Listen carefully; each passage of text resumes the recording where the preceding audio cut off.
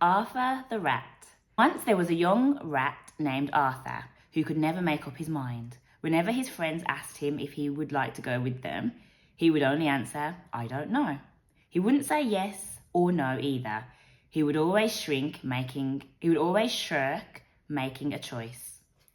His Aunt Helen said to him, "Now look here, no one is going to care for you if you carry on like this. You have no more mind than a blade of grass." One rainy day, the rat heard a great noise in the loft. The pine rafters were all rotten, so that the barn was rather unsafe. At last, the joists gave way and fell to the ground. The walls shook and all the rat's hair stood on end with fear and horror. "This won't do," said the captain. "I'll send out scouts to search for a new home." Within 5 hours, the 10 scouts came back and said, "We found a stone house where there is room and board for us all. There is a kindly horse named Nelly, a cow, a calf, and a garden with an elm tree." The rats crawled out of their little houses and stood on the floor in a long line. Just then, the old one saw Arthur. "Stop," he ordered coarsely. "You are coming, of course." "I'm not certain," said Arthur, undaunted. The roof may not come down yet." "Well," said the angry old rat, "we can't wait for you to join us. Right about face. March." Arthur stood and watched them hurry away. "I think I'll go tomorrow," he said calmly to himself. "But then again, I don't know. It's so nice and snug here." That night, there was a big crash. In the morning, some men, with some boys and girls, rode up and looked at the barn. One of them moved a board and saw a young rat, quite dead, half in and half out of his hole. Thus the shirker got his due. Kit, the quick little kitten, thinks it's a pretty big fish. Dress. Many of Jeff's best friends slept in mesh tents in pleasant weather. Trap. The harrowing black cat dashes at any man and lands on a plaid carriage. Lot. The honest swan stops and acknowledges the fox dodging the bothered wasp. Strut.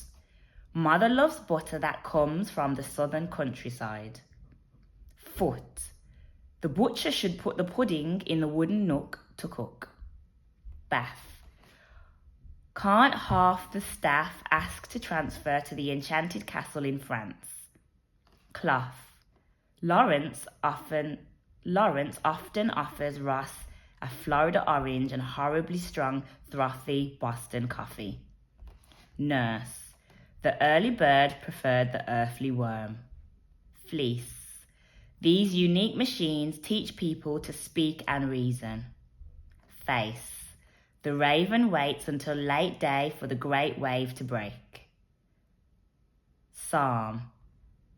Father and Ma said the calm, the facade in the Nevada Plaza. Thought. The small walrus caught the hawk in the salty water. Goat. The rose slowly grows in Owen's old grove. Goose. Beautiful music booms and humans move to the groove. Price. The shy writer types at night to fight the silence in my mind. Choice. The spoiled boy hoists the toy from the soil. Mouth. Mountains of flowers crowd the grounds about the house. Near. Deirdre's fear seriously interferes with her ideal career. Square. Beware of scarce fairies, rare mares, and scary prairie bears. Start. The Sahara Party marvels at the far star on the safari. North. Laura's warm aura reforms Thor's horse for the important war. Force. The adorable boar snores hoarsely and notoriously hoards imported pork. Cure. The tourist endures rural tours of Europe and procures gourmet bourbon. Happy.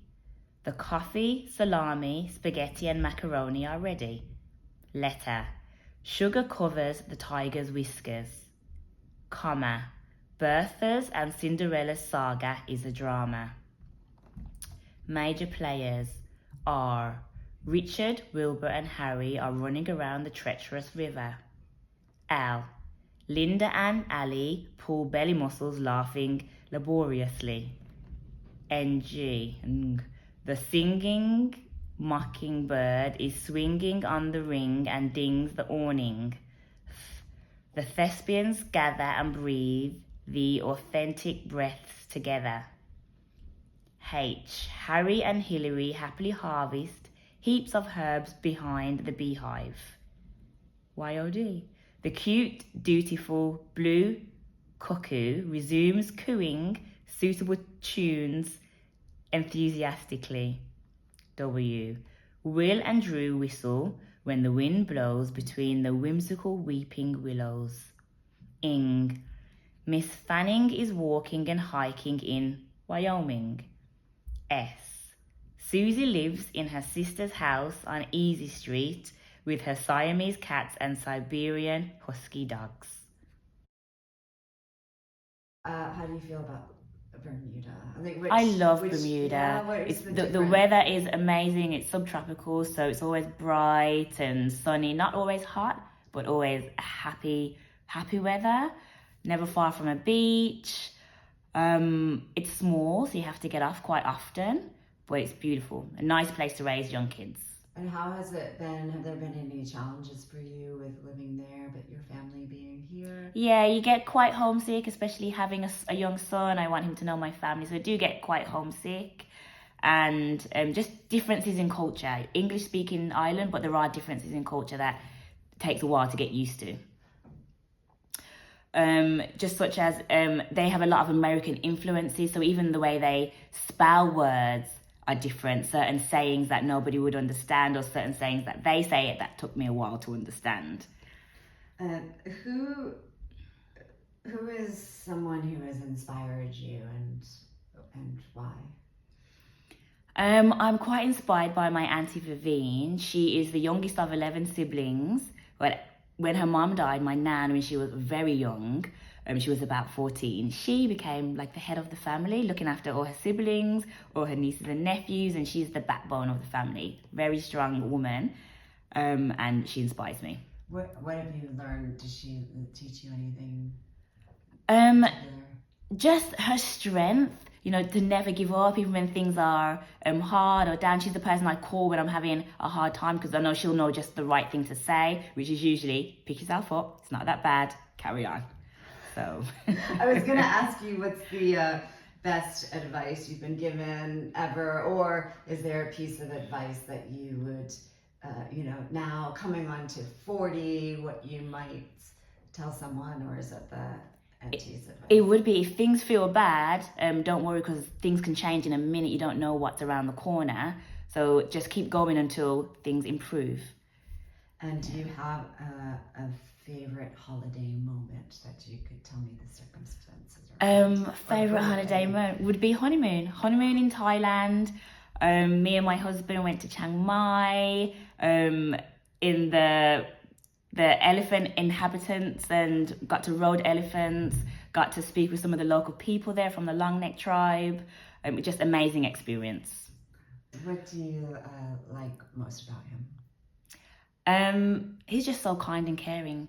Like, he would do anything for anybody in a heartbeat. That's just who he is.